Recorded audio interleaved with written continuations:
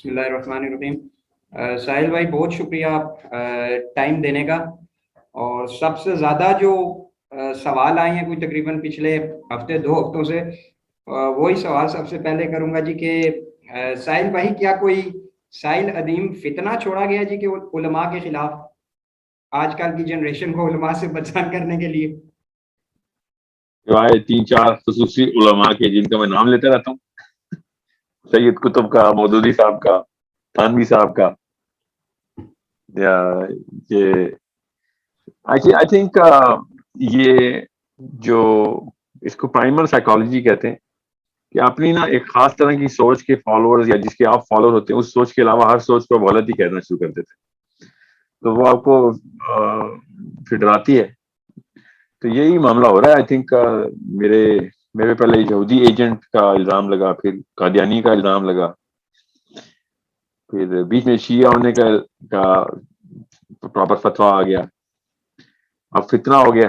تو اس طرح ہوتا ہی رہے گا, فکر نہیں کریں, کوئی that's not a problem as long as youth جو ہے نا وہ سن رہی ہے کہ ہاں ڈائریکٹ ایسی کوئی صحابہ کے وتیرے کی بات ہو رہی ہے, صحابہ کی سوچ کی بات ہو رہی ہے, نبی اسلام کے احکام کی بات ہو رہی ہے, ان کی سوچ کی بات ہو رہی ہے, تو مجھے نہیں فرق پڑتا کہ کون سے فرقے میں کون سا بندہ فتنہ ڈکلیئر ہو گیا. It's okay. کچھ ایسے علماء ہیں جن کے خلاف مجھے فتنہ ہونا نا, ہر مسلمان کو فتنہ ہونا فرض ہے, کچھ ایسے علماء بھی ہیں. تو بات یہی ہے کہ آپ جب تک نبی علیہ السلام کی اور صحابہ کی سوچ کو, ان کے بیہیویئر کو ریپلیکیٹ کرنے کی کوشش کر رہے ہیں, ان کے طرز زندگی کو ریوائز کرنے کی کوشش کر رہے ہیں, ان کے فلسفے کو ریوائز کرنے کی کوشش کر رہے ہیں, تو ٹھیک ہے. پھر کوئی کسی کو اعتراض ہوتا ہے تو عمومی طور پہ میں نا اس چین اسکول آف تھاٹ کی جو چینز بن گئی ہیں نا, ان کے فائدے بھی بہت ہیں مگر ان کے کچھ نقصانات بھی ہیں. اور وہ نقصانات یہ ہیں کہ یہ نبی علیہ السلام سے اپنے آپ کو ڈیٹیچ کر لیتے ہیں, یہ اپنے عالم سے اپنے آپ کو اٹیچ کرتے ہیں اتنا کہ پھر اگر یہ کوئی بات غلط بھی بتا دیں تو دماغ جو ہے نا اس کو رجسٹر ہی نہیں کر سکتا. تو یہ کچھ سوچیں کہ آپ ایک اور میں مثال دیتا ہوں کہ جب 3-4 علماء کرام سے توہین صحابہ ہوئی تو یا توہین امہات المومنین ہو گئی, یا کبھی کبھی ایسی کوئی بے باک بات کر دیتے ہیں, تو بعد میں ویڈیو آتی ہے اور بڑے لوگ اعتراض کرتے ہیں اور پھر پکڑے بھی جاتے ہیں, پھر معافی بھی مانگتے ہیں. مگر آپ نے کبھی نوٹ کیا ہوگا جب بھی ان سے کوئی ایسی کوئی کوتاہی ہوئی ہے نا, بشری تقاضے ہوتے ہیں, نیت تو نہیں کسی کی خراب ہوتی, تو اس وقت ہزاروں کے مجمع میں سے کسی نے رجسٹر نہیں کیا ہوتا کہ یہ تو توہین بڑا جملہ کیا بھی ہوتا تو ایک کا دکان ہے, کیونکہ وہ اس وقت اس کی سائیکالوجی میں پرائم ہوئے ہوتے ہیں, اس کو وہ کنڈیشن ہو چکے ہوتے ہیں, اس کو کانفرمیشن بائس کہتے ہیں, اس کو پریزرویشن بائس بھی. 18 تو بائسز ہے جو خالی اس فنامنا کے اوپر لگتی ہیں اور بڑی بچگانہ قسم کی بائسز ہیں جو کہ ایک شعور والے انسان کو نظر آ جاتی ہوتی ہے, مگر انسان جب اس مومنٹ میں ہوتا ہے نا تو اس کو پھر نہیں نظر آتی. تو اس مجمع میں اگر وہ توہین یا بے باکی یا بدتمیزی رجسٹر نہیں ہوتی اور بعد میں بندے بھی سوچتے ہیں ہاں یار میں بھی سیشن میں تھا, میں نے یہ بات نوٹ نہیں کی اس طریقے سے, کیونکہ آپ اس وقت باعث تھے, اس وقت آپ ایک سائیکولوجیکلی سپریس تھے. تو بالکل ایسے ہی ہر اسکالر کا فالوور جو ہوتا ہے نا وہ جب تک کھلے دماغ سے نہیں سن رہا تو وہ کیسے سنے گا بھائی, کھلا جیسے دماغ کھولے گا تو یہاں پہ فتویٰ لگے گا بے ادب بے مراد یا با ادب با مراد کے ٹوکن یا کریڈٹ لینے کے لیے بس چپ کر کے سنتے رہتے, پھر وہ عادت ہو جاتی, تو اس طریقے سے کلٹ بن جاتی. تو یہ تو مسئلہ تو رہے گا, اس a problem and I think we should all address this problem کہ جب تک آپ شاگرد بنانے کی کوشش کریں گے تو آپ مسلمان ہی نہیں ہوئے. ابھی تک مسلمان صرف ہوتا ہے جو استاد بناتا ہے, بچے کو استاد بنانے کی ٹریننگ کرتا ہے, ہم لوگ شاگرد بنانے کی ٹریننگ دیتے ہیں, اپنی فین کلب, اپنی کلٹ, اپنی فالوئنگ. تو پھر وہ شاگرد جتنے بھی ہوتے ہیں نا وہ اپنے استاد کے علاوہ کسی کو بھی نہیں مانتے. یہ اسٹیٹس صرف نبی علیہ السلام, ہمارا کوئی بھی ایسا استاد نہیں پیدا ہو سکتا جو کہ غلط نہیں ہو سکتا, اس کے اندر غلطی کی گنجائش نہیں. نبی علیہ السلام کے علاوہ ہر انسان کو کرٹیسائز کریں, کرٹیکل انالیسس کریں, تنقید کریں, تصحیح کریں اس کی. تو ہزار غلطیاں تو ایک سیشن میں میرے سے ہو جاتی, میری اوقات ہی کیا کہ میں کسی کو شاگرد بناؤں. وہاں صرف استاد بنانے کی ٹریننگ دیا کریں, اور جس بندے کے استاد زیادہ ہیں وہ پھر اللہ تعالیٰ کو بھی پسند ہے, اور آسمانوں میں اللہ بھی اس کو عزت دنیا میں بھی بلند کرتے ہیں اور آخرت میں بھی. جس کے شاگرد زیادہ ہیں اس کی کیا عزت ہونی, اس کے خالی شاگرد ہی عزت کرتے ہیں. تو وہ ڈھونڈے نا عالم جو استاد بناتا, وہ ان کے لیے, میں نے مجھ جیسا کیا بندہ, میری اوقات کیا, میں ان جیسوں کے لیے فتنہ ہوں. جو شاگرد بناتے پھرتے ہیں ان کے لیے تو میں فتنہ ہونے کے لیے آیا ہوں, پیدا ہی میں اس لیے ہوں کہ ایسے بندوں کو فتنہ بن کہ نافذ ہو جاؤں ان کے اوپر فتنہ بن کے, کہ جو صرف اپنی فین فالوئنگ بنا رہے ہیں, وہ یہ نہیں دیکھ رہے کہ شخصیت پستی جو ہے نا وہ اسلام میں بڑے بڑے گناہوں میں سے ایک گناہ. اور ساحل بھائی, یہ جو ابھی آپ نے بات کی کہ نبی علیہ السلام صلی اللہ علیہ وسلم نے بڑے بڑے لیڈرز پیدا کیے صحابہ میں, اسی سے میں آپ کی ایک ویڈیو دیکھ رہا تھا تو میری نظر سے ایک کمنٹ گزرا ساحل بھائی, اور میں نے کہا میں آپ سے لازمی ڈسکس کروں. آپ نے کہا ساحل بھائی کہ نبی علیہ السلام صلی اللہ علیہ وسلم نے بڑے بڑے لیڈرز پیدا کیے, تو خاتون ہے انہوں نے اعتراض کیا کہ یہ کیسا استاد تھا کہ جس کی دنیا سے جانے کے بعد سے ہی کچھ عرصے بعد ہی اس کا سسٹم بھی تباہ ہو گیا اور اس کے جو شاگرد تھے وہ آپس میں جنگوں میں لگ گئے. تو کیا یہ استاد کی ذات پہ شک نہیں رہتا کہ اس کی تربیت میں کوئی کمی رہ گئی؟ مختلف جو صحابہ میں جنگیں ہوئیں, یہ خاتون ان کو پوائنٹ آؤٹ کر کے کہہ رہی ہیں کہ یہ تو نبی علیہ السلام صلی اللہ علیہ وسلم کی معاذ اللہ تربیت میں کوئی کمی کوتاہی رہ گئی ہے, کیا وجہ؟ اللہ تعالیٰ نے نا, یاد رکھیے گا, اللہ تعالیٰ نے اس دنیا کو امتحان کے طور پہ پیش کیا ہے ہم سب کے, اور ہم خود ادھر امتحان اپنی مرضی سے آئے امتحان کے اندر. صحابہ پہ یہ نبی علیہ السلام کا سایہ تھا تو ان کے اوپر امتحان بھی سب سے بڑا ہی آنا تھا. یہ عام چھوٹے چھوٹے ٹٹو اپنے سکیل کے اوپر صحابہ کو جب میجر کرنے کی کوشش کریں گے نا تو پھر ایسی باتیں ذہن میں شیطان آئیں گے. آپ یہ کوئی بھی انسان جو سوال کرتا ہو نا, اسے کہو نا کہ چل جا کے جنگ جمل میں آدھے گھنٹے کے لیے کھڑا ہو, پوچھ گچھ کر انٹرویو لیا, بتا کون صحیح ہے. اللہ اکبر. تب میں دیکھتا ہوں کہ ان میں سے کس کی اوقات ہے جو فیصلہ کر سکے کہ اس لشکر کے پاس بغیر جرا کے لوگ کھڑے ہوئے ہیں, اس لشکر کے پاس بغیر جرا کے. اللہ اکبر. ان لوگوں کو نا سمجھ نہیں آئی بھی صحابہ کی کہ کس لیول کا استدلال اس بات چل رہا تھا. آپ کو میں بتا رہا ہوں, اگر نبی علیہ السلام کی حدیث علی بن ابی طالب کے اوپر اس طریقے سے مربوط نہ ہوتی تو امت میں فیصلہ کرنے کی طاقت نہیں ہے کسی بھی انسان میں. کہ صفین چلے, صفین تو ایک کلیئر کٹ غزوہ تھا کہ اوپن ہو گئی تھی بات. جمل کے اندر آپ مجھے بتائیں کون سا ایسا بندہ ہے کہ جو فلسفے کے سوال کرے گا اور یہ فیصلہ کر سکے گا کہ ادھر صحیح ہے ادھر صحیح, اگر کہ وہ حدیث نہ ہو, اگر وہ حدیث ایک سیکنڈ کے لیے سائڈ پہ کرے. ٹھیک ہے, علی بن ابی طالب سے ایک بندے نے پوچھا جمل کے دوران کہ ادھر بھی وہ لوگ کہ جو جنت کے بشارتیں لے کے بیٹھے, ادھر بھی وہ لوگ, تو کیسے پتہ چلے گا حق پہ کون ہے؟ تو علی بن ابی طالب نے یہ تو نہیں کہا میرے اوپر تو حدیث ہے. سوچے ذرا کس طریقے کی پرورش ہوئی بھی علی بن ابی طالب کی نبی علیہ السلام سے. انہوں نے کہا کہ بیٹا اللہ کی جو اللہ کے لیے لڑا ہے نا وہ ادھر سے بھی شہید ہے ادھر سے بھی شہید ہے, جو علی کے لیے لڑا ہے وہ ادھر سے بھی غلط ہے وہ ادھر سے بھی غلط ہے.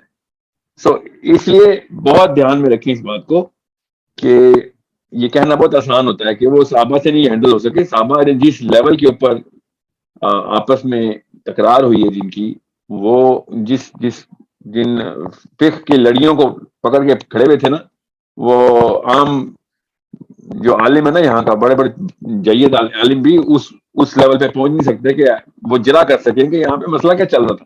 اتنی بڑی کنفیوژن تھی. تو صحابہ پہ امتحان بھی اتنے ہی بڑے آئے تھے. یہ بہت آسان ہوتا ہے کہہ دینا کہ 30 سال ہی خالی چلی. آپ مجھے بتائیں کون سا فقہی امر بدلا ہے؟ ایون یزید تک کے معاملے میں اگر آپ جائیں گے نا, یزید کے دور میں بھی, تو آپ کو ایسے لگے گا عمر بن خطاب کے دور میں چلیں گے. اتنے اچھے تو دماغ ہے ہمارے, باتیں دیکھو ہماری کتنی بڑی. اسلام کا سسٹم نہیں بدلنے دیا. ایون مروان جیسے خلیفہ نے بھی اسلام کا سسٹم نہیں بدلنے دیا, ایون تو فلسفہ بدل دیا تھا. میں بھی نہیں مانتا ان کو, مگر عام بندہ جنت میں پہنچنے کی گارنٹی تھی. اگر یزید کے دور میں بھی عام بندہ بچہ پیدا ہو کے نا بغیر کسی حکومتی معاملے کے اندر انٹرفیئر کیے ہوئے جو رہ رہا تھا, اس کے جو ڈیلی لائف ہے, جو اس کے روزمرہ معاملات تھے, وہ پراپر سسٹم آف اسلام کے اندر پوری اجازت تھی اس کو اسلام پریکٹس کرنے کی. یہ تو ایک الگ معاملہ ہے کہ جو کہ انٹلیکچوئل ایلیٹ کا معاملہ ہے کہ جو ہم بار بار ڈسکس کرتے ہیں کہ مروان نے کیا کیا, اور باقی کے 200 سال حضرت عمر بن عبدالعزیز کے پہلے بھی اس کے بعد بھی جو معاملات چلتے رہے. ایون عثمانی خلیفہ جو جتنے بھی تھے وہ ٹیکنیکل مسٹیکس کیا کرتے تھے. اوور آل ایک عام بندے کے اوپر تو چلاک ہی نہیں ہوتا. کوئی عام بندہ یہ ضرورت کیسے کر رہا ہے کہ سسٹم جو تھا وہ صرف 30 سال چلا. سسٹم 30 سال نہیں چلا, سینکڑوں سال چلا ہے. یہ تو 1924 تک خلافت تھی ہماری, سسٹم تو نہیں ہم نے ہلنے دیا. یہ الگ بات ہے کہ انفرادی طور پر اگر آپ یہ معائنہ کریں گے کہ میں as a political entity repercussion analysis کروں، پولیٹیکل ریپرکشنز کا انالیسس کروں ایز این انڈیویجول اینٹی، تو مجھے مسائل نظر آئیں گے، تو ظاہر آئیں گے نظر. آپ سوچ سکتے ہیں علی بن ابی طالب کے اوپر امتحان کیا ہیں. مطلب آپ عام بندہ تو سروائیو بھی نہ کر سکے جو ابو بکر صدیق پہ یا علی بن ابی طالب پہ یا عمر الخطاب. میں آپ کو مثال دیتا ہوں علی بن ابی طالب سے ڈائریکٹلی. علی بن ابی طالب خود ابو بکر صدیق رضی اللہ عنہ کے بارے میں کہتے ہیں کہ ہر گھوڑے کو کہیں نہ کہیں جھٹکا لگ ہی جاتا دوڑتے ہوئے سوائے ابو بکر صدیق. اس کو ایسی جگہوں پہ 5 جگہوں پہ ایسی 5 جگہیں ایسی ہیں جہاں پہ کوئی بھی نہیں سروائیو کر سکتا تھا، ہل جانا تھا مگر یہ نہیں ہلا. نمبر 1، جب نبی اسلام نے پہلی دعوت دی، کچھ سوچیں کہ کیا معاملہ ہوتا ہے اگر آپ کو 2 سال میں کہہ دے کہ مجھے اللہ کے نبی مبعوث کر دیا گیا. پھر ہجرت مدینہ پہ، پھر جب حضرت اسامہ کو بھیجنا تھا، سوچیں کہ کس طریقے سے صحابہ تک الگ فینس کے اس طرف کھڑے ہو کے جدا کر رہے تھے، ابو بکر صدیق اکیلے رہ گئے. ٹھیک ہے، جب معراج کا موقع آیا، مطلب آپ کو میں کیسے بتاؤں، یہ لوگ اپنے آپ کو نا مطلب یہ کورٹ کچہری کے ہلے ہوتے ہیں، سمجھتے ہیں کہ صحابی بھی ایسی وکالت کرتے تھے. So it's a big problem. آپ وہ خالی ڈائلاگ ہی پڑھ لیں ان صحابہ کا جو احد کے پہاڑ سے نیچے اتر رہے ہیں مال غنیمت اٹھانے، آپس میں بحث کے کی انہوں نے پہلے. سوچیں سب سے برا واقعہ ہوا، نبی اسلام کے دانت مبارک شہید ہو گئے، سر پہ چوٹ آ گئی، لاغر ہو گئی مسلمانوں کی فوج، مگر وہ جس وجہ سے بھی، مگر اس سے پہلے وہ جنا کیا ہوئی تھی. پھر بنو قریظہ کے اوپر نبی اسلام نے جب ارشاد فرمایا نا کہ اثر قریظہ میں ہی پڑیں گے، ٹھیک ہے، تو کیا جرا ہوئی تھی جب سورج تو نکل ڈوب رہا تھا، صحابہ آپس میں جرا کیسے کرتے تھے. میں آپ کو کچھ نیٹی گریٹیز بتا رہا ہوں تاکہ عام بندہ سوچ سکے کہ آپ لوگوں نے بہت ایزی لے لیا ہے، صحابہ کی لائف کو بہت ایزی لے لیا ہم نے. اس بگ پرابلم جب علی بن ابی طالب سے کہا نا خارجیوں نے، اور آپ کو پتا ہے علی بن ابی طالب کے اوپر کفر کے فتوے لگاتے تھے خارجی، عوام گلی محلے میں چلتی ہوئی کہ حاکمیت مطلق العنان صرف اللہ، تو اور اس طریقے کے جرا کرتے تھے. طالب نبی طالب سے ایک بندے نے کہا کہ آپ پہ کفر کا فتویٰ لگا رہے ہیں، آپ پہ جنگ کیوں نہیں کرتے؟ تو انہوں نے کہا آپ خود سوچیں میں کسی پہ لگاؤں عمران خان نواز شریف پہ کفر کا فتویٰ، پتہ نہیں کتنی سالوں کی جیل ہے میرے اوپر. اور علی بن ابی طالب پہ کفر کا فتویٰ لگا رہے تھے، اور علی بن ابی طالب پہ کہتے ہیں کہ میرے پہ کفر کا فتویٰ لگانے سے کون سا اسلام ختم ہوتا ہے کسی کا. سوچیں ذرا کس لیول پہ جا کے نقطہ بٹھا رہے ہیں وہ، اللہ کے اصول کس طریقے سے واضح کرتے ہیں. یہ صحابی یہ کائنات کے ستارے ہیں، وہ علی بن ابی طالب سے بڑا کوئی ستارہ ہے بھی نہیں. انہوں نے پھر بتایا کہ بھیا میرے اوپر کسی بھی قسم کی ملامت کرنا ایک بندے کو اسلام سے خارج نہیں کرتا. فکر نہیں کرو، میں ویٹ کر رہا ہوں کہ کب کوئی ایسا کوئی قدم اٹھائیں گے جب امت کے اوپر ریپریکشن آئیں. پھر انہوں نے کہا بھی کہ جب تک تم خود حملہ نہیں کرو گے میں تم پہ کچھ نہیں کہوں گا، جاؤ تم مجھے کافر سمجھتے ہو، جاؤ کھلی چھٹی ہے تمہیں، تمہارا لکم دینکم ولی دین نا، کہ تم ٹھیک ہے ہم اپنی قبر میں اپنی قبر میں. سوچیں ذرا، نبی اسلام نے خود بتایا علی بن ابی طالب کو کہ تیرے ہاتھوں سب سے بڑا، جب آپ نے وہ حدیث مشہور سنی ہے نا جو جوتے گانٹنے والی، کہ نبی اسلام کی چپل گانٹ رہے تھے تو عمر خطاب اور ابو بکر صدیق واک کرتے ہوئے چلے ہیں، تو پھر نبی اسلام نے ارشاد فرمایا کہ تم میں سے ایک شخص ایسا ہے کہ جو اللہ تعالیٰ جس سے یہ کام لیں گے کہ وہ مسلمانوں کے اندر فتنے کو ختم کرے گا تلوار سے. عمر خطاب نے کہا کہ یا رسول اللہ میں، نبی اسلام نے کہا لا. ابو بکر صدیق نے کہا یا رسول اللہ میں، نبی اسلام نے کہا نہ بالکل نہیں، وہ جو کہ میرے جوتے گانٹ رہے سب. اور علی بن ابی طالب کو جا کے بھاگ کے انہوں نے بتایا کہ تجھے پتا ہے کہ تیرے بارے میں یہ حدیث نبی صاحب نے بشارت دی ہے. تو علی بن ابی طالب نے ایسا ہاں کیا کہ جیسے مجھے پہلے سے ہی پتا ہے، ٹھیک ہے اب مجھے پہلے سے ہی پتا ہے. اور پھر بھی وہی لوگ ان کو کافر کہہ رہے ہیں، اور پھر بھی قتال کا، حالانکہ قتال کی حدیث ہے، مگر علی بن ابی طالب کہہ رہے نہیں ابھی یہ وقت نہیں آیا، میں اس کنڈیشن پہ کروں گا، میرے اوپر ایسی حدیث ہو تو میں موقع ڈھونڈوں گا بندوق کب نکال لوں، بغیر کسی وجہ کے گولی مار دوں گا کہ ہاں یہ نشانی پوری اترتی ہے. یہی کر رہے ہیں نا آج کل کے علماء، ایک نشانی پوری اتری جھنڈوں کے کتے ایسے منہ سے نکلتا ہے، رڑی رکھ کے بیٹھے ہوئے جیسے تیاری پکڑی ہے پلیٹر کے اندر، شوکیس میں رکھا ہوا جھنڈوں کے کتے کا بیچ، کس کو پہنائیں گے؟ تو میں سمجھ سکتا ہوں عام عوام کو ان لو انٹلیکٹ مولویوں نے اس لیول پہ دم کر دیا، اس لیے یہ سمجھتے ہیں صحابی بھی ایسے ہی تھی. ان لوگوں کو سمجھ نہیں آئی کہ صحابہ کرام کس لیول کا امتحان ان کے اوپر ہے. ہم نے اس کے باوجود بھی سسٹم نہیں ہلنے دیا انہوں نے. یہ کوئی کسی کو مغالطہ نہ رہے کہ امیہ کے خلافت کے اندر کوئی اسلام کا میجر سسٹم ہل گیا تھا. بالکل مسئلہ تھا, بہت بڑے مسئلے آئے, مگر میجر سسٹم نہیں ہلا. یہاں تک کہ نبی اسلام سے لوگوں نے کہا کہ یہ جو ہے نا, اگر یہ سلاطین جو ہیں یہ نمازیں ڈیلے کر کے پڑھتے ہیں, نبی اسلام نے کہا پھر بھی پڑھ لینا, ان کے ساتھ بھی پڑھ لینا, سسٹم نہ ہلنے دینا, یہ نہ مفت میں بغاوت کرو جب تک نماز پڑھ رہے ہو. تو it's a problem that we better understand کہ اپنی سائیکالوجی کو لوکلائز مت کریں, اپنی سائیکالوجی کو صحابہ کے اوپر مرکوز کر کے رکھیں. ٹھیک ہے, تو وہ تب آپ کو سمجھ آئے گی کہ نبی اسلام نے جس لیول کے لیڈر بنا دیے نا, وہ لیول ہی نہیں اندر, وہ کہتے ہیں نا کرینہ ہی نہیں ہے. وہ کرینہ ہوگا تو پتہ چلے گا نا کہ مسئلہ کیا ہے. اچھا ساحل بھائی, آپ کے اکثر لیکچرز میں آپ کہتے ہیں جی اسلام نے عورت کو طاقت دی, تو اس حوالے سے یہ خاتون ہیں یہ کوئی 50 سے زیادہ میسج کر چکی ہیں اور کہتی ہیں جی کہ نام تو ان کا مسلمان ہے, مسلم والا نام ہے, میں نام نہیں بتانا چاہتا. یہ کہتی ہیں جی کہ آپ کے نبی جب سے آئے تو اس سے پہلے اما ختیجہ کو اٹھا کے دیکھ لیں, وہ بڑی مشہور تاجر تھی. نبی صلی اللہ علیہ وآلہ وسلم نے جب مدینہ کی ریاست قائم کی تب سے لے کے ابھی تک کوئی ایسی خاتون بتا سکتے ہیں آپ جو آزادانہ طور پہ سوسائٹی میں جس نے کوئی کام کیا ہو؟ آپ کا جو اسلام ہے وہ تو عورت کو روک رہا ہے, اور آپ کہتے ہیں ساحل ادیم صاحب کے اسلام نے عورت کو طاقت دی. ختیجہ کا جو انفلوئنس تھا نا, وہ ان کی فیملی کا بہت میجر فیملی سے تعلق تھا. ختیجہ کا بزنس تو یاد ہے, باقی کی عربی خواتین نظر نہیں آ رہی ہیں اصل میں, جن کے ساتھ انفرادی طور پہ عورت کو طاقت نہ اس کی فیملی نہیں دیتی.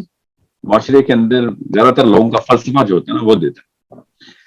تو ورنہ تو آپ کسی بھی جگہ چلے جائیں, گوانٹانامو بے میں بھی چلے جائیں, جس قیدی کا وارڈن جاننے والا ہوگا تو اس کو وہاں پہ بھی آزادی مل رہی ہوگی, مگر اس کا مطلب یہ نہیں کہ وہ جیل میں نہیں.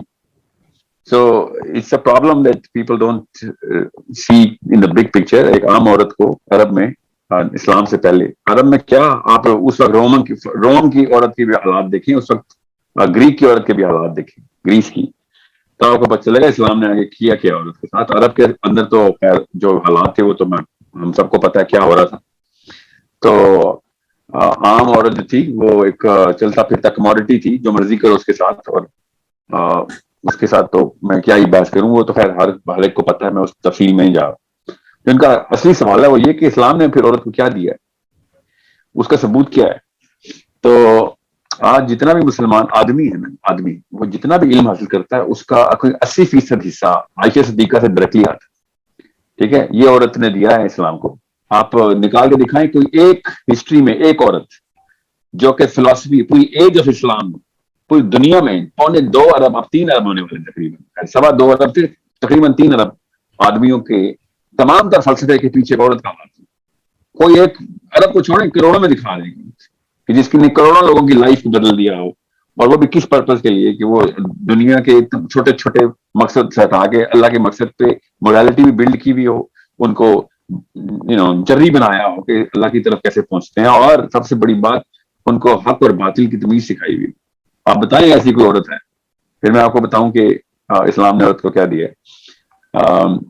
سو عائشہ صدیقہ کی 3200 حدیث جو ہے نا, اور ان کا جو فقہی پکڑ ہے ان کی, وہ دنیا میں کوئی ایسا عالم نہیں پیدا ہوگا قیامت تک جو عائشہ کا منون منت نہیں ہوگا کہ اس ایک خاتون کی وجہ سے ہم کہاں سے کہاں پہنچ گئے. ان کی خالی عائشہ صدیقہ کو کوشچن سے نکالوں تو آدھے سے زیادہ اسلام کا فقہ بیٹھ جاتا.